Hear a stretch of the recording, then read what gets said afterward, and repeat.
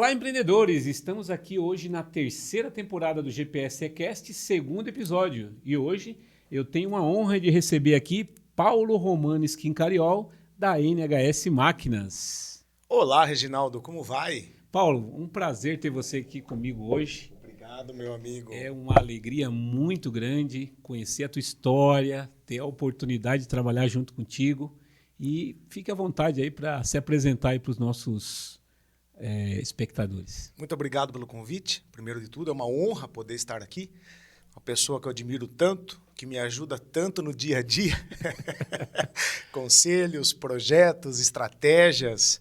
Então, é uma honra poder estar aqui, poder compartilhar a minha história. Espero que tenha coisas interessantes para o público poder ouvir, né? Então, muito prazer. Eu sou Paulo Romano Schincariol. Eu sou CEO da NHS Indústria e Comércio de Máquinas. É uma indústria metalúrgica especializada em criar soluções para higienização e processamento de frutas, legumes e verduras. Então, nós somos especialistas em criar fábricas para produzir saladas prontas. Um produto que está super na moda, que está super em alta, prático, fácil, saudável, seguro, né? Saudável. Então, é isso que eu venho falar um pouquinho aqui hoje. Fico à disposição, meu amigo. Bacana. Bem, eu acho que você já trouxe um gancho bem interessante, né? Eu falo que ao longo do nosso podcast eu vou aproveitando e pegando os insights, né? Então você já falou de uma coisa importante, que é resolver problemas e trazer soluções.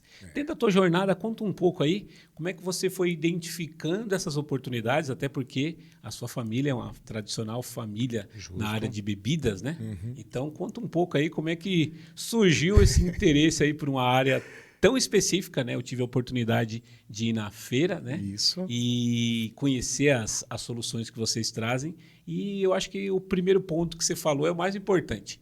Nós temos que ter empresa para resolver problemas, né? Com certeza. Eu vejo que o empresário ele é um resolvedor de problemas, né? Porque uma empresa... problema é uma forma da gente falar, né? A gente manifesta as situações como problema. Mas eu não vejo como um problema, né? Eu acho que o Roberto Chiniachik já disse isso, problemas, né? Então, todo problema que a gente tem é uma oportunidade de mostrar a nossa capacidade, de resolver as coisas, de facilitar a vida de alguém. E isso, com certeza, tem uma retribuição, né? Que dentro de uma empresa é uma retribuição financeira. A gente espera realizar lucro para poder crescer a organização, né? E o grande ponto aí, como é que eu saí do líquido e fui para o aço inox? Você saiu do líquido para o sólido. Como é que eu saí do líquido para o sólido, né? Rapaz, olha, a NHS começou em 2011. Antes da NHS eu tinha um restaurante em Piracicaba, né? Uma casa de pizzas, massas e carnes. Fiquei lá por 3 anos. E de verdade, rapaz, chegou um momento que eu achei que eu queria mais problemas. Eu chego no restaurante... É impressão minha, realmente os empreendedores assim, pô, tá tudo tão tranquilo, eu quero um pouco mais de Vamos diversão. Arrumar uma confusão aqui para ter mais problemas, né? Isso aí. Então, eu percebi isso, né? E junto com a minha família, com o meu irmão, com o meu pai, nós começamos a procurar algum tipo de negócio. Foi quando meu pai chegou um dia em casa à noite, eu já estava bastante ansioso, já tinha 1 ano que tinha vendido o restaurante lá em Piracicaba, e eu fiquei 1 ano procurando um negócio para fazer, e um homem que gosta de trabalhar, que gosta de realizar, ficar 1 ano parado, rapaz do céu. É um martírio, né? É um martírio. Eu era bem mais novo, né? 10 anos, quase 15 anos a menos aí, mas mesmo assim me incomodava muito, né? E um determinado dia, já à noite, meu pai chegou em casa e falou: arrumei um negócio para nós. Puxa vida, pai, é verdade? O que é? Não, vamos fabricar máquina. Falei: rapaz, como é que nós vamos fabricar máquina? Nós nunca fizemos máquina na vida, né? Não, mas é um negócio super interessante, porque tem um projetista que ele conhece muito. E aí eu fui conhecer o projetista e ele tinha muito conhecimento em indústria de fritura de batata, né? Em escala industrial. Como tem aí a marca mais famosa, que é a Ruffles, tem as marcas regionais, né? Então, são fortes também, né? Fortes, é um mercado quente, né? Um mercado que movimenta muito, o mercado do snack, né? Do junk food, vamos falar assim. Sim. Então nós começamos a fazer fritadores. E nós fizemos um fritador diferenciado. Ele tinha mais rendimento e era mais econômico do que os dos nossos concorrentes, né? E eu me lembro bem que eu saí com o meu sócio, na época, que era quem detinha esse conhecimento, e em uma viagem de carro para Minas Gerais, somente com um computador embaixo do braço e um projeto na tela, nós vendemos 4 fritadores. E era um valor agregado alto, né? Ou seja, tinha o protótipo ali, né? Já tinha o protótipo, tinha o projeto, na verdade. Nem o protótipo, Nem tinha o um projeto. Tínhamos o projeto. E o meu sócio, na época, muito bem embasado, né? Porque ele tinha um conhecimento dessa indústria. Então, ele muito bem embasado no que poderia melhorar, o que traria eficiência num fritador, né? Então, nós vendemos esses 4 fritadores e quando nós voltamos aqui para a empresa com os 4 pedidos, era um valor considerável, primeiro pedido da empresa já, 4 fritadores, né? E a gente vem de uma indústria de produção de bem de consumo, que a gente fala em volume, em estoque, em pulmão. Então, não pensamos 2 vezes. Pô, vamos fazer mais 4 fritadores, então vamos estocar. Quase quebramos, já na largada. Porque foi aquela, eu falo que é aquela empolgação inicial do empreendedor, né? É empolgação inicial, falta de conhecimento, imaturidade, otimismo demais, né? Então, nós fizemos 8 fritadores. Fizemos 4 que estavam vendidos e mais 4. Já deixou 4 em estoque, né? E esses 4 em estoque ficou 9 meses em estoque. Ou seja, não teve mais um cliente que estava tão preparado para receber o teu produto, né? Exatamente, né? Então, aí começa todas as dificuldades. E estou resumindo bastante, né, Reginaldo? Mas num determinado momento, alguns clientes, né, um pessoal de Mogi das Cruzes, pessoal de Biúna, começou a nos procurar, dizendo que nós tínhamos algumas máquinas que poderiam servir para outros legumes. Por exemplo, a batata, para ela fritar, para fazer uma batata palha ou fazer uma batata ondulada, nós precisamos descascar, precisamos lavar, precisamos processar, cortar em fatias, em palitos, em palha, fritar e depois salgar. Esse é o processo. Só que a mesma máquina que descasca batata, ela descasca cenoura, ela descasca chuchu, ela descasca beterraba. A mesma máquina que lava a batata, ela também lava outros legumes e outros vegetais. Então, clientes começaram a nos procurar. Falaram, pô, você queria uma máquina para lavar cenoura em alta escala? Isso me chamou a atenção. E nesse meio tempo eu conheci uma organização chamada IBRAHORT, Instituto Brasileiro de Horticultura, né? E eu conheci o presidente do IBRAHORT na época, o seu Carlos Schmidt, apresentei minhas máquinas, ele gostou muito de mim, gostou da NHS, e falou, pô, por que você não faz máquina para vegetal minimamente processado? Eu falei, o quê? O que é isso aí? Que produto é esse? Assim, aperta a tecla SAP agora. Aperta a tecla SAP aí. Né? E aí eu comecei a entender e a me deparar com o mundo da horticultura. E eu me apaixonei. Eu me apaixonei pelo campo, eu me apaixonei pelos produtores, eu me apaixonei pelo estilo de vida que os produtores tinham. E, principalmente, quando eu traduzi aquele minimamente processado, que nada mais é do que a salada pronta, o vegetal fresco higienizado, são vegetais lavados, higienizados, preparados para ser consumidos dentro de uma embalagem pronto. Eu falei, puxa vida, isso aqui é futuro da alimentação. Né? Porque, cara, você quer uma coisa mais chata do que você lavar um pé de alface em casa? Você comprar um pé de alface, você vai jogar um monte de coisa fora, você tem que lavar, você tem que descascar. Isso é chato, isso é demorado. E eu, pronto, na embalagem, só o que eu vou consumir, isso é o futuro da alimentação brasileira. Né? Então, nesse momento, eu me filiei ao IBRAHORT, lá em 2012, 2013, mais ou menos, me tornei sócio, a NHS se tornou sócio do IBRAHORT, e nós, já nesse meio tempo, nós fizemos uma missão técnica com o IBRAHORT para a Europa. Nós visitamos 5 países da Europa: Holanda, Alemanha, Espanha, Portugal e França. E nós fomos para ver a cadeia. Pegou ali a Península Ibérica e subiu um pouquinho. E subiu um pouco. Né? E nós fomos com um grupo de horticultores, também produtores de saladas prontas. Nós fomos entender a cadeia europeia. E a hora que eu cheguei lá, rapaz, eu fiquei abismado. Porque eu nunca tinha ido para a Europa com essa visão. Com esse viés, né? Sempre fui passear, Sempre fui em turismo. Ou seja, o olhar não estava calibrado para enxergar como que eles estavam já avançados em relação a isso. Reginaldo, eu nunca olhei para horticultura. Minha vida inteira eu olhei para bebida. Eu cresci dentro de uma fábrica de bebida. Eu andava de patins no pátio da fábrica de bebida. Eu ficava até 10 horas da noite com meu pai na fábrica de bebidas, né? Então, na hora que eu descobri o mundo da horticultura e eu vi aquilo na Europa funcionando, eu pensei, meu irmão e eu estávamos juntos, falando, cara, é isso. Não tem como o Brasil não ir para esse caminho. Né? E um grande produtor, né, em um país de dimensões continentais, né? Pensa, quem que produz, quem que tem terra como o Brasil? Né? Você foi nesses 5 países que cabem dentro do Brasil e sobra muita coisa ainda. Sobra muito espaço, Reginaldo. Talvez pegue 2, 3 estados do Brasil. Exato, né? Minas Gerais, Bahia e mais alguma coisa, né? Exato, exatamente. Então, ficamos lá 15 dias na Europa e voltamos com a cabeça feita. Nós vamos virar o nosso negócio para saladas prontas. Nós vamos nos tornar especialistas, os principais especialistas brasileiros. Saiu da fritura e foi para o in natura. Saí da fritura e fui para o in natura. Saí do junk food e fui para a alimentação saudável, né? Então aí nós começamos a desenvolver. Meu irmão, engenheiro mecânico, sempre trabalhou da porteira para dentro da fábrica, né? Processos industriais, projetos, compras, financeiros.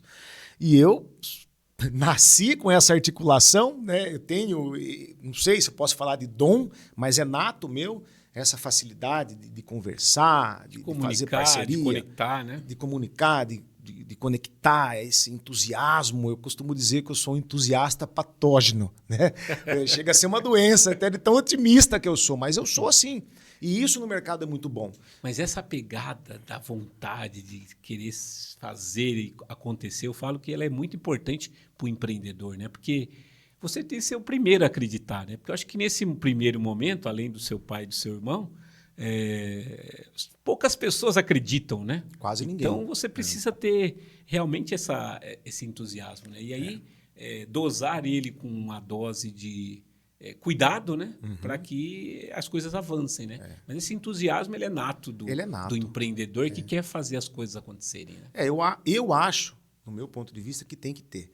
Né? Eu acho que o cara que é muito travado, né? Que tem muito medo, não sai do lugar, que tem muito receio, ele é bom para ficar dentro da empresa, né? Olhando, back-office, né? É o back-office. Ele vai trabalhar realmente nos bastidores. Né? Porque se esse cara for para a rua, vai ter uma série de dificuldades. E eu falo claramente que o empreendedor tem que ter uma dose de loucura. Tem que ter uma dose de loucura, talvez até um pouco de insanidade. Porque você tem que acreditar em algo que nunca foi feito. Né? A ousadia. Ousadia. Né? Você tem que acreditar no que não foi feito. Eu tenho amigos próximos, chegados, que me falaram, cara, você está louco? Você está entrando num negócio que não vende, bicho.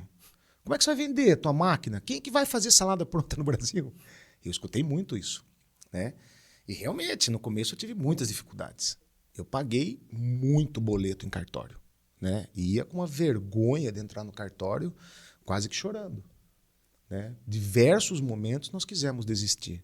Mas a causa sempre foi maior. Né? Então aí entra uma questão chamada propósito, né? Propósito pelo qual vocês iniciaram esse negócio, ele fez valer a pena essa jornada, né? Fez valer a pena. Você sabe que tem uma coisa, Reginaldo, que eu sempre escutei quando eu era mais novo, né? Pô, o dinheiro é consequência.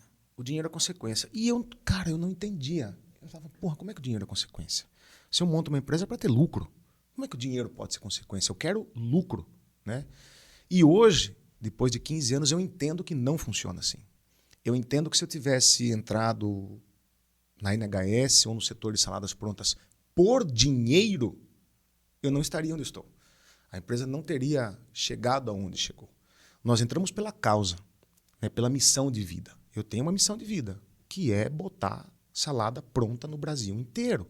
Porque ela é muito mais inteligente, é muito mais sustentável do que o in natura. Aí tem a ver com, né, o propósito, o legado, né? E aí não é uma coisa romântica, né? Mas tem a ver com realmente, eu quero deixar realmente um mundo melhor do que aquele que eu encontrei, né? Exato. Pelo menos dentro daquilo que é possível. Exato. Eu costumo falar que a gente não vai salvar o mundo, né?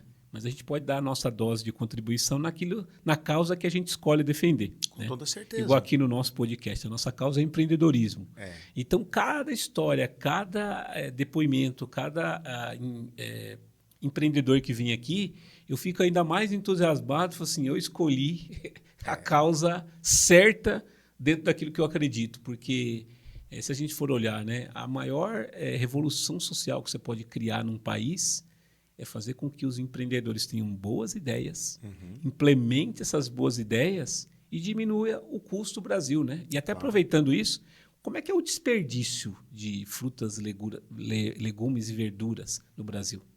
Olha, Reginaldo, esse é um ponto interessantíssimo. Esse é o meu discurso, né?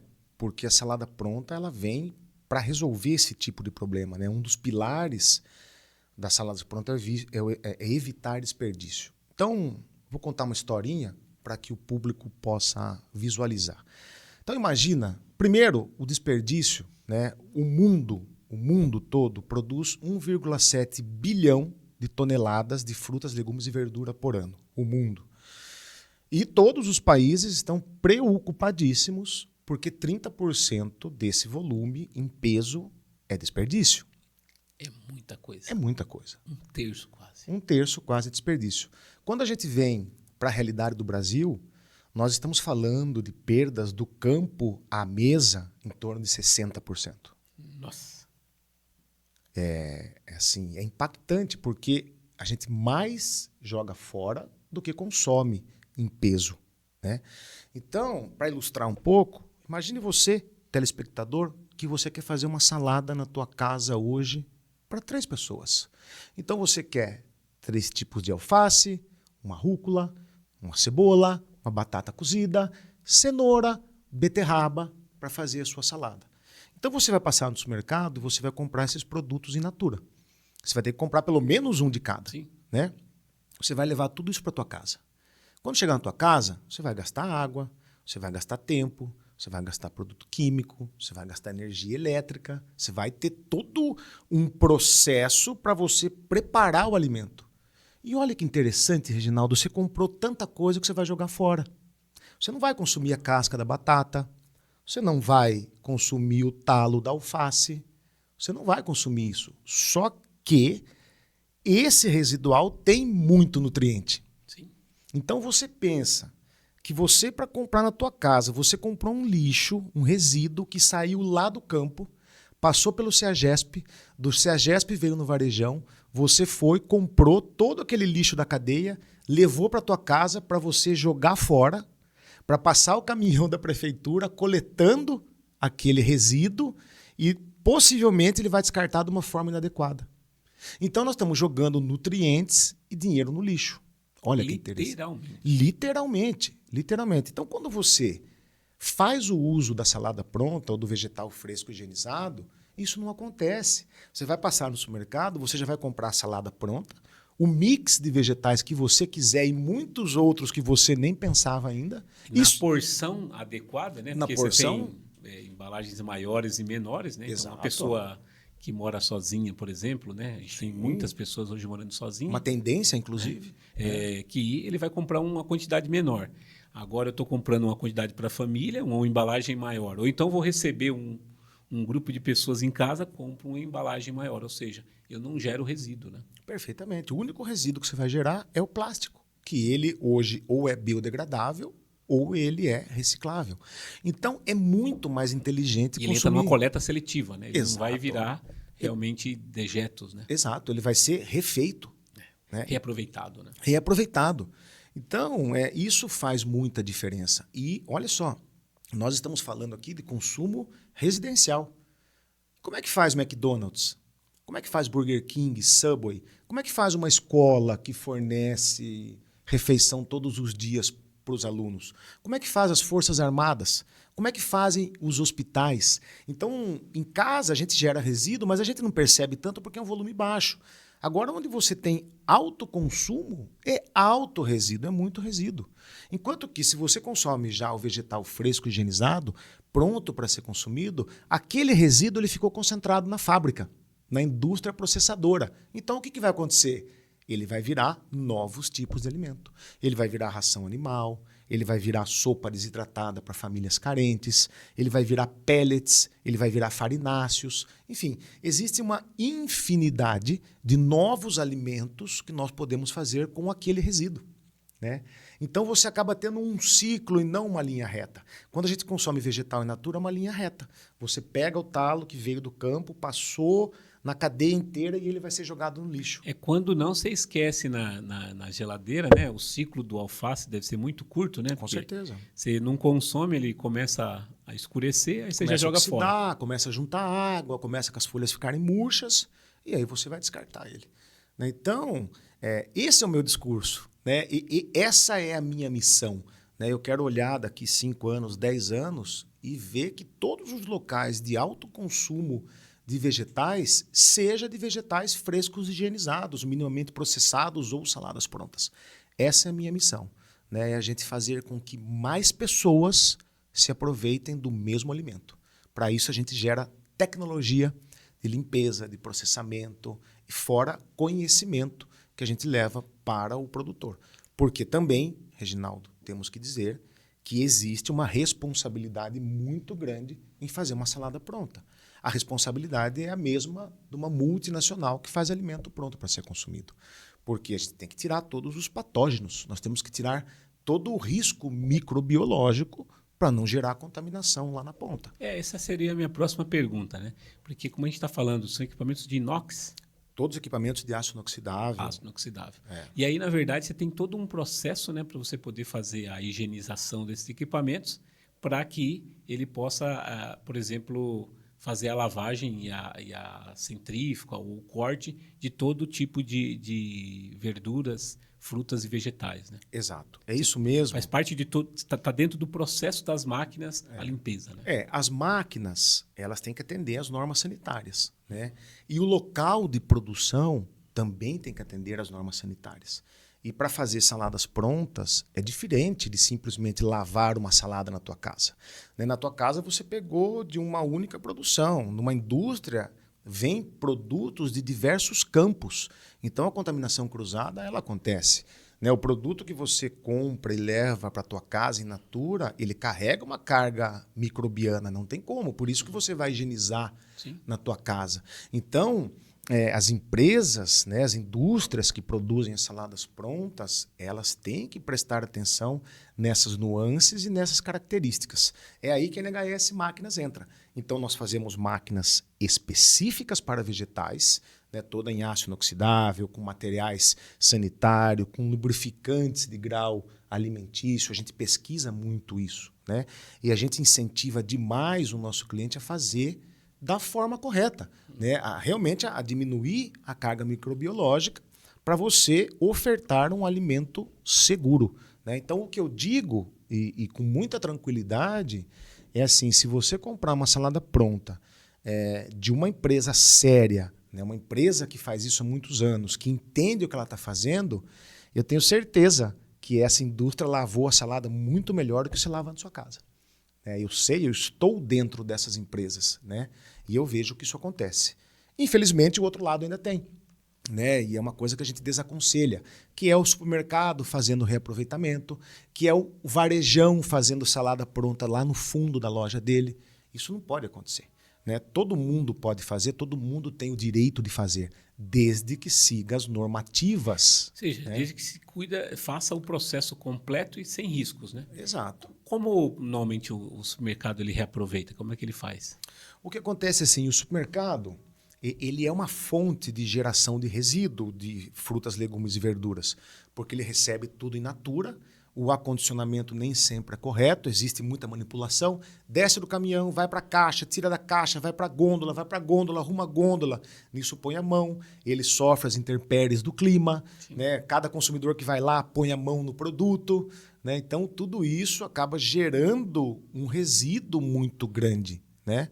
Enquanto que na salada pronta é um produto, ele está na prateleira, é só você pegar o produto e consumir, não tem geração de resíduo. Sim. E no caso dos supermercados, como é que eles fazem esse reaproveitamento, por exemplo? Por exemplo, frutas, vamos imaginar uma melancia que já está exposta na gôndola há algum tempo ou que ainda não foi para a gôndola, mas ela está começando a aparecer que ela vai entrar no estado de degradação. Quer dizer, ela já chegou no ponto de consumo, daqui ela começa a degradar. O supermercado vai, leva para o fundo da loja, prepara, embala e põe na gôndola, né? E isso a gente recrimina veemente, não pode fazer isso, né? Eu costumo dizer, isso inclusive, Reginaldo, é um mito da salada pronta, né? Muitos consumidores ainda acreditam que a salada pronta é o resto. É o que sobrou, vai para o saquinho. E não é. Na verdade, é o produto mais nobre, né? É o produto mais nobre. O que tem que ir para a embalagem, né, fazendo até uma ligação, é o filé mignon, né? É a melhor parte da verdura, a melhor parte do legume. Por quê? Qualquer processo que a gente faça na fruta, legume ou verdura, nós estamos danificando ela. Qualquer corte eu estou danificando ela. Então, o que acontece? Um vegetal, quando ele é colhido, você tira ele da terra, você tira ele do campo, ele continua vivo, ele não morre, né? Então ele continua com o metabolismo, ele continua respirando. Quando a gente tira ele da fonte de alimento dele, ele quer se defender. Então o que ele faz? Aumenta o metabolismo. Ele começa a respirar mais rápido. Isso quer dizer o quê? Ele vai morrer antes, né? Porque ele está respirando mais rápido. Então, quando a gente vai fazer salada pronta, tirou do campo, primeira coisa, resfria imediatamente, porque quando a gente resfria, a gente abaixa o metabolismo dele. Ele respira mais lentamente, dando mais tempo de vida para nós. Aí nós vamos cortar, vamos fatiar, vamos higienizar, vamos secar e vamos botar na embalagem. E para que tudo isso funcione, tem que se respeitar a cadeia do frio, né? Todo mundo pergunta, pô, mas vai algum tipo de conservante na salada pronta? Vai. Frio. O melhor conservante que existe para salada pronta é frio. Não é produto químico. Nós não podemos colocar um produto químico na salada, porque ela é in natura. Da mesma forma que você colhe do campo, é como ela está na embalagem. Só que ela está limpa, está pronta para o consumo. E ela tem que ser refrigerada. Então, isso é um ponto fundamental. Aí começam-se os problemas da cadeia no Brasil, né, e que a gente via a associação, por isso que eu entrei para a associação, para a gente vir trabalhar a parte de normatização, de legislação, para que o Brasil seja uma referência em saladas prontas, como é a Europa. E hoje, por exemplo, uma salada pronta, ela dura quanto tempo dentro da embalagem? Olha, Reginaldo, a gente tem uma variação, né? Existem de 3 a 12 dias, normalmente. 3 dias é muito pouco, é o supermercado que tem alto giro, ou é, por exemplo, as grandes redes de fast food. Aí você pode trabalhar com shelf life, né? uma durabilidade menor do produto. Mas, regra geral, o que está na prateleira do supermercado, 7 dias. Normalmente 7 dias. Aí existem os vieses. Tem, por exemplo, plataforma de petróleo que está em alto mar e que ele tem que receber a salada pronta lá. E daí nós temos que subir isso para 16 dias, 20 dias. E tudo isso a gente resolve com processo e não com produto químico. Jamais um produto químico, um conservante, vai na salada pronta. Entendi. Justamente para evitar que aconteçam as contaminações e diminua também, né, os nutrientes, né? Com certeza. Eu trabalhei muito tempo no mercado de avicultura, né, de ovos. Eu costumava falar o seguinte: o ovo você não melhora, você só conserva, né? Exato. É a mesma coisa que salada. depois que, como diz, a galinha botou o ovo, você não Tem mais consegue, jeito. você não consegue melhorar. Ou seja, você só vai manter ou piorar, né? Perfeitamente. A salada é a mesma coisa, né? A gente só vai piorar ela, né? Por isso que temos que seguir os padrões adequados, as características adequadas, a normatização da salada pronta. E aí, falando de um pouco daquele entusiasmo, né, que você passou a ser, você passou aí em pouco tempo de um curioso da área para um especialista e principalmente para um defensor da causa. Como é que você enxerga hoje a aceitação, né? Porque você comentou sobre a palavra mito, né? Então, quando a gente está falando de mito, a gente está falando de quebra de paradigma, Perfeito. quebra de modelos, né? Como é que você enxerga hoje a aceitação do mercado para esse produto na forma com que você colocou aqui, que é embalado e higienizado? Olha, Reginaldo, modéstia à parte, eu acho que pelo nosso trabalho de Ibrahort e Ceniveg, que é uma associação desses produtores, a gente vem ganhando mercado e aceitação cada vez mais, né?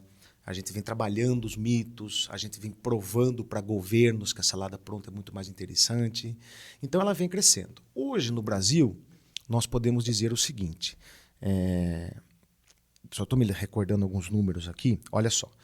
A Euromonitor diz que em 2024 o varejo brasileiro movimentou 81 bilhões de frutas, legumes e verduras in natura. Né? Então, veja bem, em 2024 a Euromonitor nos disse que o Brasil movimentou no varejo 81 bilhões de vegetais in natura. Aí, e quanto que é a salada pronta? Né? A gente não tem esse dado oficial. Né? Ainda não tem nenhuma organização que meça esse dado. Mas nós temos parcerias com a Associação do Supermercadista, com a IFPA, Fresh Produce, uma organização internacional. Então, o IBRAHORT, o Instituto Brasileiro de Horticultura, nós cravamos que o consumo no Brasil de saladas prontas representa 3% a nível nacional do consumo de vegetal in natura. Então, nós estamos falando no mercado de 2 bilhões e 800. Né? Se a gente pega São Paulo, Florianópolis, Curitiba, esse número de 3% ele sobe para 6% do consumo em relação in natura, salada pronta. Quando eu vou para a Europa, eu estou falando de 60%. Quando eu vou para os Estados Unidos, eu estou falando de 50%. Quando eu vou para a Holanda, especificamente, estou falando de quase 70%. Então, você veja o espaço que o Brasil tem para crescer. Uma jornada aí muito promissora, né? Muito promissora. Nós estimamos, esse mercado está crescendo. Né? O pessoal do supermercadista diz que cresceu 10% ano passado, esse mercado.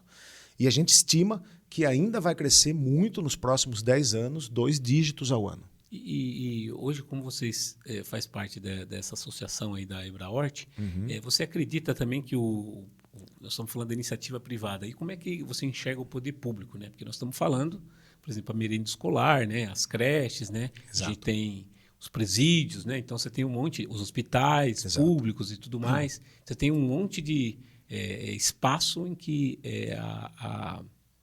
o produto é consumido, né? Como é que você enxerga o poder público, como é que ele está enxergando para isso? Né? Nós fizemos, em 2024, pela associação, nós entrevistamos 80% dos produtores de saladas prontas do Brasil inteiro. E uma das perguntas é, para quem que você vende? Para um institucional, que é vender para um McDonald's, é vender para um Subway, é vender para uma cozinha industrial. Né? Ele vende com matéria-prima para virar alimento. Dark Kitchen. Ou a linha de varejo. Então, o institucional, varejo, que é o supermercado, e o governamental. Né? Eu sei que o institucional deu lá seus 30%, o varejo deu quase 80% e o governamental apenas 3%.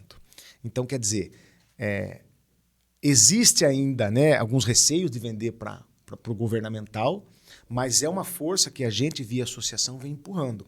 Né? Então, é aí que a gente vem matando alguns mitos. Por quê? Falando também de mito, um dos mitos que existe é a primeira resposta. Por que você não consome salada pronta? Por quê? Porque é mais caro. Epa, peraí, você fez a conta certa? Né? Então, é isso que eu quero dizer. Aí, nós temos um programa, né, que eu fundei, né, eu idealizei esse programa, que chama-se PDAS, Programa de Desenvolvimento Alimentar Sustentável. O que a gente faz nesse programa? Pegamos uma instituição de ensino credenciada para fazer uma análise científica. Aí nós vamos nas escolas, ou nas forças armadas, ou em hospitais que têm alto consumo, com o curso de engenharia de alimentos, e nós medimos todo o processo. Então vamos imaginar que nós vamos começar hoje numa escola aqui de Tietê a medir como que é esse processo. Então o grupo vai lá, a escola recebeu todos os vegetais para serem processados. Então chegou lá, por exemplo, uma tonelada de vegetal. Quanto custou para as merendeiras processarem essa 1 tonelada? Né? Lavar, limpar, cortar, higienizar, deixar pronto para consumo. Quanto custou isso? Quanto gastou de água? Quanto gastou de produto químico? Quanto gastou de merendeira? Todo o custo envolvido nós fizemos. Muito bem. Na semana seguinte, nós compramos a salada pronta de um produtor e botamos na escola. Na mesa, direto. Direto para as merendeiras. Né? Foi para o freezer, merendeira, ó. Você não precisa mais descascar, cortar, tudo isso. Você pega no freezer. Simplificou o processo. Simplificou o processo. Reginaldo, não sou eu que estou dizendo. Quem está dizendo é uma Universidade Federal do Ceará, a UFC, que para a escola custa 43% menos. Cara, quanto tempo você gasta para descascar uma batata? Quanto que você joga fora de uma batata? E a mandioca, então, né? Que é uma máquina... E a mandioca, então. né? Máquina nova que vocês lançaram há pouco tempo, né? Exatamente. Então, esse estudo agora nós estamos... Tá muito legal, está num momento muito legal, porque a cidade de Mogi das Cruzes já foi uma referência nacional Já está aqui na na Grande merenda São Paulo, escolar, né? está aqui na Grande São Paulo, e nós estamos com uma excelente parceria agora, porque nós vamos rodar o PDAs lá. Então, nós vamos provar para o município de Mogi das Cruzes que é muito mais sustentável trabalhar com saladas prontas na merenda do que in natura, né? A partir do momento que nós provamos isso, aí a gente vem para uma ceia, uma central estruturada de alimentação integrada, né? Onde a gente vai receber toda aquela mercadoria do PNAE, da agricultura familiar, para virar salada pronta e ir para a escola. Cara, isso é um ganho, né? No Nordeste, quando a gente fez o programa, quando nós aplicamos o programa em Fortaleza, triplicou o consumo de vegetais pelos alunos. E aí você vai tirando os multiprocessados da dieta, né? Exato. Cara, pensa merenda escolar. A gente sabe que uma criança mal nutrida vai ser um adulto com deficiência, né? E que se a gente for observar, né, como nós estamos falando de negócios, isso vai afetar, inclusive, o próprio custo Brasil, né? Porque Com toda essa certeza. pessoa vai usar o serviço público de saúde depois, né? Então, se a gente Perfeito. for olhar, essa missão ela começa no início da cadeia, né? É. Porque se você cuida bem da alimentação, você vai evitar de usar depois serviço público para cuidar da saúde que se perdeu, né? Perfeitamente. É uma questão de saúde pública também, né? Então, é isso que a gente vem fazendo, vem mostrando que a salada pronta ela é muito mais interessante, consumida já pronta, do que in natura. Muito, muito legal. E como agora vocês já estão entrando então, na Grande São Paulo, você aí, prefeito, vereador, governador que está ouvindo a gente, entre em contato aí depois com a NHS, acho que é importante, é um projeto que não só traz visibilidade política, como de fato resolve um problema sério, né? Com toda Porque certeza. a gente é um grande produtor, né, desses produtos e a gente acaba não sendo um grande consumidor, né? Por Com conta certeza. realmente do desperdício e da dinâmica que é vendido o produto, né? Tem uma história que ilustra muito bem isso, que o Ratinho Júnior, quando assumiu o governo do Paraná, uma das prioridades dele era melhorar a educação. Tanto que hoje, se eu não me engano, o Paraná é o primeiro estado em educação do Brasil. Então, o que ele fez? O Ratinho Júnior, ele foi para a Coreia do Sul, que foi nos últimos anos o país que mais deu um degrau, que evoluiu nos ensinos, né, na educação. E ele foi lá com a equipe dele, ficaram mais de 30 dias lá, e eles voltaram aqui para ele aplicar o que ele viu lá na educação. Foi fazer uma imersão na prática. Foi fazer uma imersão mentoria, na prática. Né?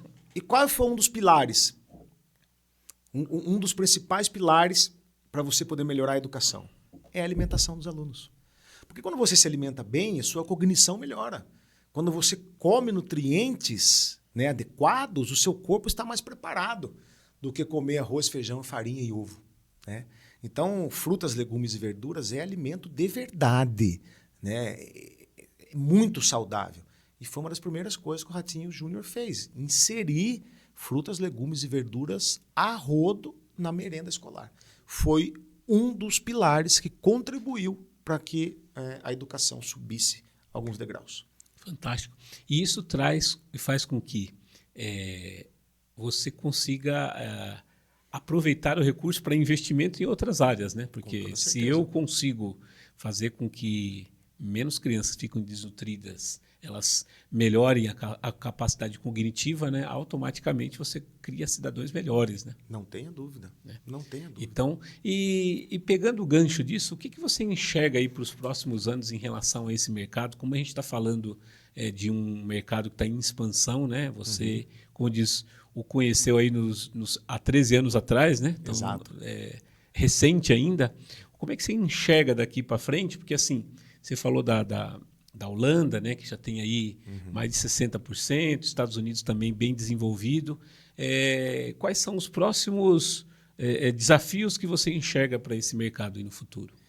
Olha, eu acho que o grande desafio que apresenta hoje é o entendimento do consumidor sobre o produto e, principalmente, o entendimento do varejo sobre o produto. Porque o varejo ele é um ator fundamental nessa cadeia. Porque se não tem a loja de varejo, não tem a comercialização. Ele é o distribuidor, né? Ele é o distribuidor, ele é a vitrine, é onde ele põe o produto. Então, nós nos deparamos hoje com muito entrave na cadeia do frio. Porque é o que eu disse, a salada pronta, para ela ser boa, para ela ser top, para ela fazer sentido, ela tem que respeitar a cadeia do frio. A gente não pode quebrar a cadeia do frio. Eu não posso resfriar ela na minha fábrica para produzir e depois deixá-la esperando no corredor do supermercado para ir para a gôndola, né? Então, o varejo, ele é um ator fundamental para que isso possa crescer. Eu vejo que o varejo começa a entender isso, né? Os grandes líderes do varejo já sabem, né? Os CEOs, a alta liderança, os proprietários, os acionistas, eles sabem que tem que ir para o caminho da salada pronta. Mas a camada que está abaixo, a camada operacional, eles também sabem, mas eles têm dificuldade de operacionalizar, porque precisa mudar alguns conceitos de pensamento que já existe. O que eu quero dizer com isso? Que comprar salada pronta e expor salada pronta é diferente de comprar o vegetal in natura. Então, muitas vezes acontece esse equívoco na loja de varejo. Ele está comprando de um player que produz saladas prontas, mas o mindset dele está dele estar comprando vegetal in natura. Aí o que acontece? O caminhão chega carregado no supermercado, fica lá esperando. Chegou 9 horas da manhã, vai descarregar 3, 4 horas da tarde. Aí descarrega, aquela caixa fica lá na parte escura da loja, né, que não é visto. Aí só depois de um tempo vai para a gôndola. As gôndolas brasileiras não são adequadas para receber a salada pronta, ela não está na temperatura adequada. Aí o que acontece? Vocês põem um produto feio, que não está bonito, não está organizado, não respeita a cadeia do frio, o consumidor vai comprar, ele vê água no fundo do pacote, ele vê a alface oxidando, aí ele vê o preço e fala, não, isso aqui não, vou levar um in natura. Então, quer dizer, é melhor, né? Que é melhor. E, na verdade, não é. Ele está levando um monte de lixo para casa dele.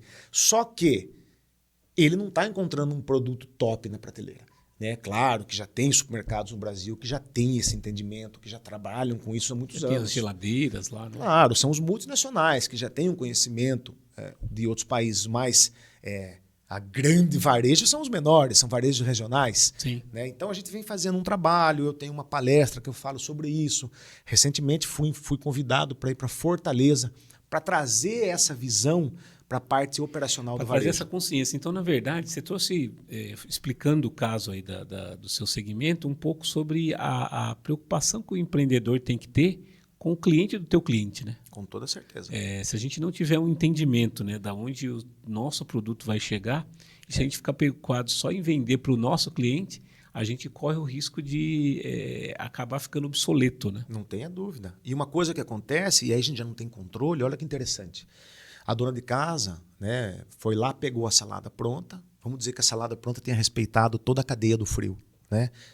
Desde que colheu, está no frio, foi processada no frio, em água gelada, armazenado na câmara fria corretamente. Aí a dona de casa vai lá na gôndola, vai de manhãzinha, 9 horas no supermercado, ela pega 3, 4 pacotinhos de salada pronta, põe no carro. Aí ela vai levar a filha no balé, depois vai buscar a filha, aí aquela salada vai ficar no carro, no sol, né? Então, aquilo lá vai deteriorar, porque a gente vai ter quebrado a cadeia do frio. Então, você veja como que é muito importante os atores não quebrar a cadeia do frio, porque possivelmente o consumidor vai quebrar. Sim. Ela não vai pegar no supermercado e levar direto para casa dela, né? Ela vai quebrar essa cadeia. Então, nós que estamos por trás... Tem que proteger isso. Temos que proteger isso. Né? Aí, por isso que faz muito sentido o Ibrahort, CNVEG, porque a gente tem força de representatividade para conversar com o varejo, né? E alinhar os pontos, falar, vamos todo mundo trabalhar em prol de crescer o mercado, né? De levar essa régua. Então é isso que a gente vem fazendo. Legal. E aí, nesses 13 anos de empresa? Começamos em 2011. Então, são 14 anos, né? 14 anos de NHS.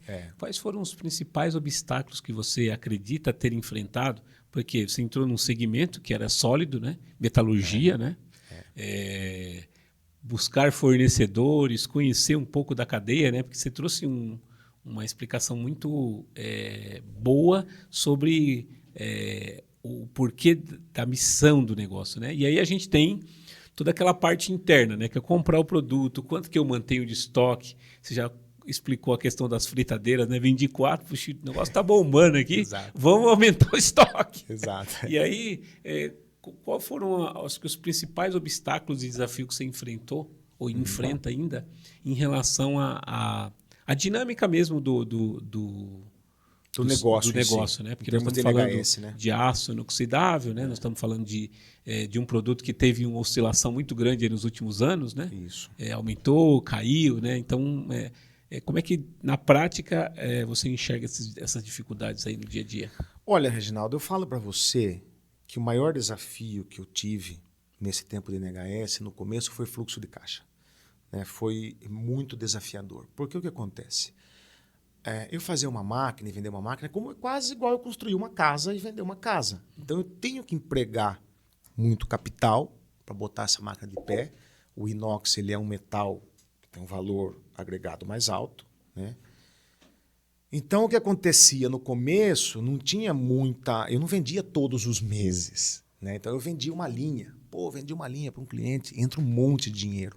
Só que depois, os próximos 2 meses, não vende mais, não vendia mais uma linha. É um produto não só de valor agregado, mas também de larga duração, né? Ele dura 20 anos, né? O ciclo de vendas é longo. Então, esse foi um desafio que marcou muito, sabe? Trabalhar com fluxo de caixa. Né? Trabalhei muito tempo no negativo, como eu disse, paguei muita duplicata em cartório. Esse foi um desafio muito grande, né? Que hoje...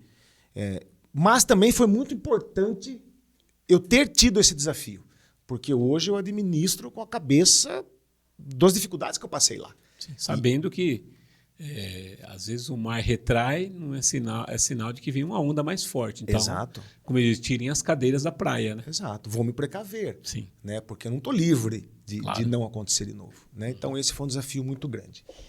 Um outro desafio que a gente enfrenta, né, que a gente enfrentou muito no começo, foi essa questão da resistência à salada pronta, do mito do produto. Né? E isso me fez ir para o associativismo. Porque eu falei, bom, é lá que eu vou ter voz. Né? Porque uma coisa é a NHS falar, outra coisa é uma associação que representa a classe toda falar. Sim. Né? Então começamos a juntar pessoas para dar voz a isso. Isso foi um outro desafio.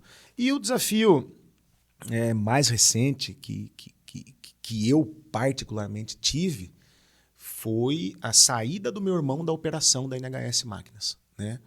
O meu irmão foi para uma outra empresa do grupo, da família. Ele foi na indústria de bebidas da família, foi tocar o negócio lá, ele assumiu o lugar do meu pai e nós de comum acordo, ele acabou deixando a posição operacional dele da NHS. Ele é sócio, ele é conselheiro, mas ele não opera mais.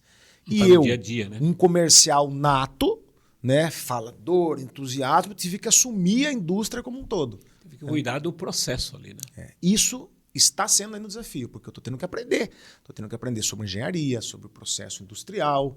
Né? Graças a Deus e graças a mim e a meu irmão, nós temos uma equipe muito boa. Inclusive, fica aqui o meu abraço, a minha gratidão, né, a toda a nossa equipe da NHS Máquinas, porque se não fosse esses caras, não aconteceriam. Nós temos uma cultura e uma política muito legal para lidar com a nossa equipe. Temos pessoas excelentes, você conhece algum deles lá dentro? A montagem do time ela é muito importante. Muito importante. Então, isso ajuda, né, a diminuir esse desafio. Né? E depois, tem desafio todo dia. Né? Eu me movo com isso. Né? Toda vez que surge um desafio, que surge um problema, que surge alguma coisa que tenha que ser transpassado, isso me dá combustível, isso me dá vontade de realizar. Né? Então, é um pouco disso. É desafiador também a gente fazer uma máquina. Né? Não é algo simples eu fazer uma máquina. E na verdade, quando a gente está falando de projetos, né, a gente está falando de pensar na ideia e traduzir ela. Né? Eu falo que montagem de máquina é o processo completo do que é ser empreendedor. Né? Você pensa, mas você precisa realizar. Né? E muitas pessoas se perdem entre o pensar e o realizar. Né? Eu tenho que assim, identificar a solução para o meu cliente. Que tipo de solução o meu cliente está precisando? Aí eu tenho que transformar essa solução numa mecanização. Só que daí eu tenho que traduzir o que o meu cliente está falando para a equipe de engenharia. Aí a equipe de engenharia vai desenhar, vai projetar. Só que quando a equipe de engenharia projeta, também tem que ter a visão da indústria, de quem faz o processo de produção. Porque não adianta nada, papel aceita pé, tudo. Né? Sim, é pura máquina de pé. Né? Como é que eu vou juntar a peça A com a peça B? Não, do jeito que o projetista fez, não dei. Então a gente precisa também da visão de quem está na produção. Então é um desafio projetar. Né? Eu não compro uma tampa de máquina, eu compro uma chapa de inox que eu tenho que dobrar, eu tenho que cortar, eu tenho que beneficiar ela para ela virar uma chapa. Então a nossa operação ela é muito complexa. Né? Eu compro uma chapa de inox, vem para a NHS como chapa de inox, aí vai para o meu fornecedor como chapa de inox, depois volta para mim como peça de máquina. É um processo longo, né? É um processo longo. Né? A fabricação, o lead time de fabricação nosso hoje está em 100 dias. Né? Desde a hora que o pedido cai até a hora que eu entrego a máquina. Né? E esse é um desafio que a gente vem lutando para diminuir. E vocês, de fato, têm que criar projetos, às vezes, exclusivos. Né? Você tem que diminuir, às vezes, o tamanho do maquinário, até para caber dentro das plantas. Né? Nós fizemos muito isso. Né? Porque a indústria de máquina, você não consegue, da noite para o dia, ter um catálogo de produtos. Sim. Demora, um projeto demora 1 ano, 1 ano e meio, 2 anos para ficar pronto. Né? Então, quer dizer, o catálogo de produtos ele vai crescendo aos poucos. Aperfeiçoando, né? Vai aperfeiçoando, porque demora. Então, cada máquina que eu faço, eu tenho que testar, depois tem que ir para o cliente tem que aprovar. E não fez a máquina, está aqui, está linda. Então, beleza, agora tem que funcionar lá 8 horas por dia, sem parar, com baixo índice de manutenção. Ela tem que cortar a folha do meu cliente sem danificar. Ela tem que lavar a alface sem quebrar, sem furar. Então é um baita de um desafio, né? É um baita de um desafio. E hoje, normalmente, quais são os mercados mais aderentes a essas novas ideias, né, de máquinas? Olha, é o mercado de saladas prontas, né? É o mercado da horticultura como um todo. Uhum. Porque o cara que é um horticultor hoje e ele está antenado nas tendências de mercado, ele quer fazer salada pronta. Não tem por onde. Que na verdade acaba sendo um upgrade, né? Porque na prática ele agrega valor ao negócio dele, né? Perfeito. Um produto, né? Ele agrega valor ao produto. Mas existe um desafio, né, Reginaldo? Você, como que eu posso dizer? O produtor de campo, ele tem muitos méritos. Claro, produzir não é fácil, não tem hora, não tem dia. Só que a hora que o produtor vai para a indústria é difícil. O mindset da indústria do campo são diferentes. Visão diferente. Né? Visão diferente. Processos detalhados, tem que ser nos mínimos detalhes. Então isso é um desafio também, né, para o Brasil. Porque não é todo produtor que consegue gerir uma indústria. E no final acaba sendo um desafio, né? Porque o produtor ele tem um processo mais rústico, né? Exato. E na indústria ela é mais normatizada, né? Exato. Porque dali da indústria a próxima etapa é chegar na mão do consumidor, né? Perfeito. Então o produtor ele já tem às vezes uma dinâmica, né? E acho que até é um trabalho que vocês acabam fazendo na associação para ir quebrando, né, essas visões, né? Porque a grande verdade é uma só, né? Ao empreender, né? Ao decidir empreender, qualquer que seja o segmento, é muito importante que a gente comece a ter uma visão de longo prazo, né? Eu acho que fala um pouco sobre essa sua característica, né, de ficar sempre olhando à frente, né? E eu acho que até para quem está ouvindo, o empreendedor ele não pode se acomodar, né, naquilo que ele está fazendo, porque na prática, né, eu tive a oportunidade de ir na feira, você vê alguns produtores que falam assim, nossa, se você tivesse pego o insight de ter isso aqui, você passa a ser, como diz, uma mosca branca de olho azul, né, dentro do teu segmento, porque você vai ser alguém que vai fazer alguma coisa muito diferenciada e vai ter a oportunidade realmente de sair muito na frente dos seus concorrentes, né? Com certeza. Qual que é a pergunta, Reginaldo? Basicamente seria o seguinte, né? Qual que é a grande dificuldade que você enxerga para o produtor dar esse próximo passo? Porque, igual você falou, nem todo produtor ele pode gerir uma indústria. E eu acho que na IbraHort vocês têm esse trabalho de trazer essa consciência, né? Claro. Eu vejo assim, eu gosto muito do modelo europeu, né? O que deu grandes saltos na Europa? Associação. Porque assim, a salada pronta, ela vai funcionar muito bem na economia de escala. Né? Porque você produzir 100 quilos por hora, 200 quilos por hora, não vai gerar uma rentabilidade Não vai gerar um negócio. Então, você tem que ter um negócio grande, você tem que ter um volume. E o que funciona? A associação com a administração profissional. Né? Isso a gente vê muito na Europa. O que acontece? No Brasil, a merenda escolar, 30% da merenda escolar tem que ser comprada pelo PNAE, pelo Programa Nacional da Alimentação Escolar, que é da agricultura familiar. Né? Então você fala, pô, eu sou um agricultor familiar, eu quero fazer então a salada pronta para a escola. Não dá, porque o seu volume é muito pequeno. O que tem que acontecer? Formar-se uma cooperativa ou uma associação de produtores rural daquela região e uma fábrica administrada profissionalmente. Aí funciona muito bem. Né? Enquanto o produtor e o brasileiro tem um pouco disso, né? Ele não tem uma visão tão cooperativista como tem na Europa. Né? Ele já não se ajuda tanto. Ele está um pouco preocupado se o vizinho está ganhando mais que ele ou se o outro está bem das pernas, ao invés de ir lá e cooperar. Né? Porque quando a gente coopera, a força ela é magnífica. Você evolui muito, né? Evolui muito. Para mim, um exemplo clássico que tem no Brasil de uma cooperativa que funciona muito bem é a CAISP, Cooperativa Agropecuária de Biúna, São Paulo. É uma cooperativa de produtores rurais. A CAISP é uma potência, tem um packing house, uma fábrica adequadíssima e todos os produtores de agricultura familiar são associados. Então eles vão lá, disponibilizam o produto dele para a cooperativa, que tem uma gestão altamente capacitada, dali para frente é com a cooperativa. E sem contar que ganha força nas negociações e todos ganham, né? Porque o cooperado ele passa a ter as suas cotas, né? Exato. E automaticamente, quanto melhor for a negociação da cooperativa com os players, né? Com os seus clientes, ele ganha também, né? Não tem Mas dúvida. é o que você falou, né? Até esses podcasts que a gente vem fazendo aqui é uma forma de a gente quebrar um pouco, né? Porque, em geral, fica todo mundo preocupado, né? Com aquela questão do concorrente vai ficar sabendo. Eu costumo falar o seguinte, né? O concorrente, às vezes, ele vai ver aquilo que você já fez, nunca aquilo que você está pensando. Perfeitamente. Por isso que se você se agrupa, né? Seja em associações, cooperativas, entidades de classe que representam você, você acaba ganhando muita força, porque sozinho é muito difícil.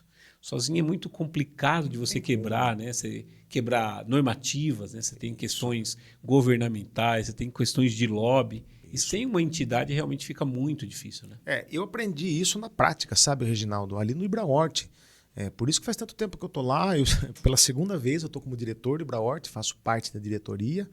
E também já há 4 anos como presidente da CNVEG, Comissão Nacional dos Vegetais Frescos e Higienizados. E ali ficou muito claro, é muito claro que a representatividade ela tem muita força. Né? Recentemente vai vir agora o IVA, a nova tributação brasileira. Né? O IVA é composto por 2 impostos, CBS e IBS. Então, quando lançaram o programa da nova tributação, ela vai acontecer a partir de 2028 até 2032 será a transição. Então, de forma básica, 27% em cima de tudo. É isso que o governo Alíquota única. Alíquota única, 27%, né? Para tudo. Aí o que aconteceu? Ficou todo mundo louco. Todo mundo começou a ir para Brasília. Falou, mas o meu setor não pode, se botar imposto no meu setor vai perder tudo. E hoje no Brasil, frutas, legumes e verduras in natura não tem imposto sobre venda, não tem ICMS, né? E as saladas prontas também não tem ICMS. A salada pronta foi uma conquista nossa ali em 2015, de 2015 a 2018, porque nós provamos para o CONFAS, para os estados, que a salada pronta não é industrializada. Então não cabe ICMS. Ou seja, não tem um processo industrial. Não tem um processo industrial. Não há uma mudança na característica organoléptica do alimento. Ele continua a mesma coisa, não muda nada. Então, não é indústria. Muito bem. Aí veio o IVA. Então, o IVA iria taxar todo fruta, legume e verdura em 27,5% e a salada pronta. Então, nós, pela associação, fomos em Brasília. Eu fui para Brasília diversas vezes com saladinha embaixo do braço. Conversei com o senador, conversei com o deputado, conversei com o ministro. Tudo isso via Ibrahort. Né? Então, nós conseguimos... Que seria impossível Que seria impossível. Sozinho. Imagine eu, NHS, crachá NHS, só o Paulo da NHS. Quero falar com o ministro da Reforma Agrária, do Desenvolvimento Agrário. Você e... falar, meu amigo, você é a suba torcida daqui. do Flamengo, né? Quer falar com ele, né? Eu e a torcida do Flamengo. Agora, eu vou como Ibra Hort, eu vou representando uma classe, eu vou representando um setor. Aí nós temos as portas abertas. E, desculpe, então nós conseguimos sensibilizar o governo e a Frente Parlamentar Agrícola, da agropecuária, para que os vegetais não tivessem imposto. Então, já está consolidado. Frutas, legumes e verduras e saladas prontas não vai incidir imposto. Olha só. Então você veja que esse vai ser um Novidade em novo primeira salto. mão aí. Novidade em primeira mão. Esse vai ser um novo salto no mercado, porque você quer trabalhar com um produto que não tem imposto ou não? Pô, quem não que quer? não quer? Não, e um quer, produto né? que tem uma abordagem muito sadia, né? Sadia. Eu trabalhei na década de 90 e no começo do ano 2000 com ovo. Naquela época também tinha um trabalho muito forte, que o consumo per capita do Brasil era menos de 170 ovos por pessoa ano, né? E passou de 300.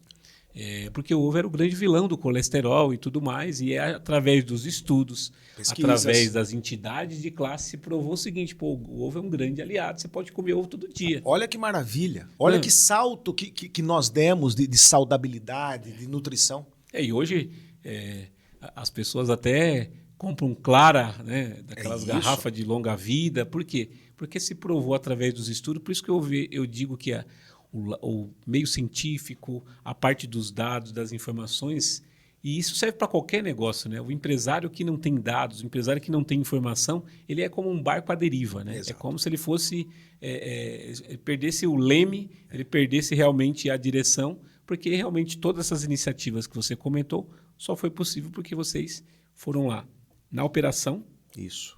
acompanharam a operação e principalmente trouxeram dados disso aí, né? Perfeitamente. E fizeram também as visitas técnicas em outros países também, né? Isso. Com todo esse arsenal de informações, a gente conseguiu essa conquista. E aí, em resumo, né, de tudo isso que você falou, né? Quando você não sabe, cola em quem sabe, né?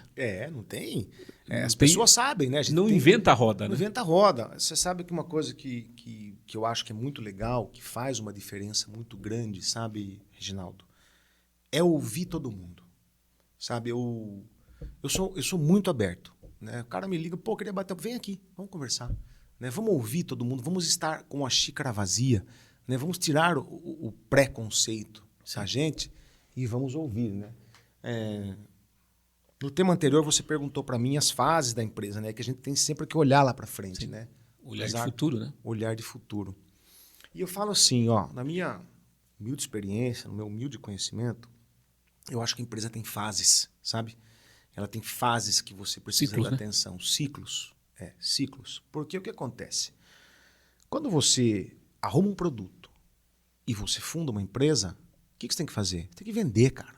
Você tem que vender. Né? Naquele primeiro ano, os 2 primeiros anos, você tem que vender. Porque você tem que botar dinheiro no caixa. A fase da sobrevivência, né? Se você ficar pensando 10 anos para frente, 20 anos para frente, querendo estruturar processos, cara, na minha visão, não quer dizer que eu esteja certo, a minha experiência diz isso. Eu acho que isso é você inverter a ordem, porque primeiro você tem que vender, porque se não tiver uma sustentação de venda, a coisa não funciona. Sim. Nem que você não seja muito organizado, você tem que vender. Aí, a hora que você botou os pés no chão, você começa a organizar. Organizar os seus processos, afinar o seu produto, melhorar a equipe, e aí as coisas começam a funcionar. Daqui a pouco, eu estou neste momento de olhar para 10 anos, 20 anos para frente, como é que vai ser. Eu acho que se eu tivesse feito isso lá atrás, claro que eu sempre imaginei onde eu queria chegar, mas não tinha um plano rabiscado para 10 anos, para 20 anos. Era muito empírico, né? Muito empírico. Porque menos documental e mais empírico. No começo a empresa muda muito, né, Reginaldo? Sim. Vocês saíram da fritura para o in natura, né? Então, de repente, hoje eu faço um baita de um processo detalhado, todo escrito, como que é o meu processo de compras. Só que a minha empresa é nova, ela é recente, eu ainda estou melhorando os processos. Então, às vezes, eu crio um processo hoje que amanhã eu já tenho que mudar ele. Se torna obsoleto. Por isso que as startups elas acabam tendo uma velocidade muito grande, porque eles mudam de direção muito rapidamente. Né? Isso. Uma empresa mais tradicional ela tem um pouco mais de dificuldade e às vezes acaba perdendo É isso. algumas oportunidades por conta realmente desse modelo extremamente cartesiano, né? Desse modelo extremamente catedrático, né? E às vezes a gente outro dia estava falando até sobre isso, né? A gente precisa revisitar o plano, né? Claro. Nós estamos aí já no apagar das luzes de um semestre e entrando em outro semestre, Exato. e a gente precisa automaticamente revisitar o plano. Com certeza. Ele é Vamos dar uma olhada no execuível, orçamento. né? Isso. Porque às vezes você montou um plano, né, para 3, 4, 5 anos e a dinâmica mudou, né? Exato. Muita gente esperava que o dólar ia estar mais alto e que a gente teria uma redução de juros com a mudança do presidente do Banco Central, coisa que não aconteceu. Então, assim, se as variáveis mudaram, eu preciso mudar o plano, né? Esse país é uma montanha-russa. Sim. Né? Uma hora a gente está no topo, outra hora estamos lá embaixo. Sim. Então a gente tem que ter muita capacidade de flexibilização e revisitar sempre. É isso.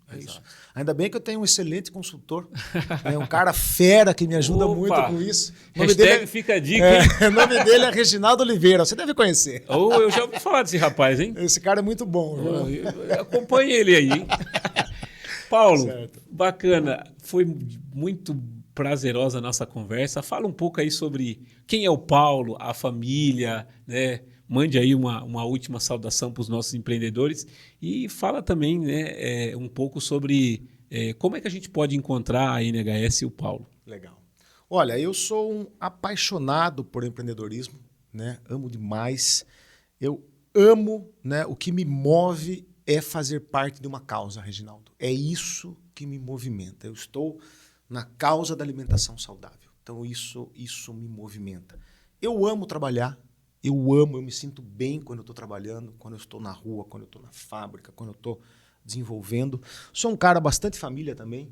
Não fui um adolescente fácil. Dei bastante trabalho pro meu pai e pra minha mãe. Bastante. Né? Eu sempre fui muito... Você me conhece um pouco esse jeito meu. Se eu quero fazer, eu vou lá e eu faço, meu amigo. Seja o que for, eu vou fazer. Se eu quero fazer, eu vou realizar, eu vou assumir o risco. E quando a gente é imaturo, quando a gente é jovem, a gente acaba metendo os pés pelas mãos pela velocidade que a gente quer que as coisas aconteçam. Né? E eu aprendi na minha vida que as coisas não acontecem da noite para o dia. Sim. Que a gente tem que persistir, tem que insistir, tem que perseverar. Né? Eu, quando era jovem, mudava, vinha um negócio, pô, aquilo lá tá dando dinheiro, não, vamos mudar para lá. Não, agora isso aqui tá bom, vamos mudar para cá. Cara, isso não dá certo. Isso não dá certo, isso não funciona. Né? Por quê? Porque o negócio por trás tem que ter uma causa. Se a causa é o dinheiro, não vai dar certo. Né? Também sou um cara família, amo minha família, amo minha esposa. Um beijão para você, Fê, que está aí assistindo. Tenho minha esposa, Fernanda, dona de um restaurante, Piracicaba, muito gostoso, por sinal. Tenho minha filhinha, a Maria Clarice, tem 7 anos de idade. Então, minha vida é dividida em trabalho, minha família, meus pais, meu irmão, meu sogro, minha sogra. E a gente vai equilibrando as coisas. Adoro lazer também, gosto de viajar. E, cara, eu gosto mesmo de viajar quando eu junto turismo com trabalho. Fica mais gostoso. Perfeito, né? Se a gente vai só no turismo, eu confesso que eu fico meio perdido, sabe, cara? E depois que você começou por exemplo, que você foi para a Europa com o viés de enxergar como é que era a cadeia de saladas prontas lá, você começou a enxergar sobre um novo viés. Tem sempre uma visão nova que a gente pode aprender, né? Sempre. E, cara, eu falo para os meus amigos empresários, é melhor você pôr gente para tocar o teu negócio e você tá na rua. Escolha bem as pessoas que vão tocar o seu negócio, mas tenha lá o financeiro, tenha o comprador, para você ter tempo de estar na rua. Porque é o estar na rua, é o estar com o cliente que vem os insights, né? Que você percebe o que o mercado precisa.